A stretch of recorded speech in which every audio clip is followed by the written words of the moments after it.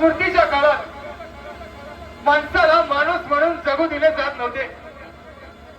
आमच्यात काही जणांच्या गळ्यात लोटके आणि पाठी पिसारा असायचा.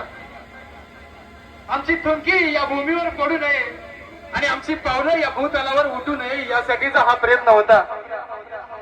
अक्षरशः जनावरांपेक्षा वाईट जीवन जगणारी आमची ही माणसं होती. याच निर्दयी काळात एक क्रांतीसूर्य या भूमीत जन्माला आला. एक महामानव या भूमीत जन्माला आला. एक साहेब या जगात जन्माला आला आणि त्यानं आमच्या गळ्यातलं लोटकं काढून टाकलं, आमच्या मागचा पिसारा काढून टाकला आणि आमच्या हाती दिलं एक क्रांतिकारक शस्त्र, ते म्हणजे पुस्तक. आमची मुलं शिकायला लागली, मोठमोठ्या पदांवर नोकऱ्या करायला लागली, लाल दिव्याच्या गाडीतून फिरायला लागली. आणि म्हणूनच आम्ही म्हणतो, ज्याचा जगात गाजावाजा, भीमराव एकच राजा, भारतीय घटनेचे शिल्पकार डॉक्टर बाबासाहेब आंबेडकरांचा.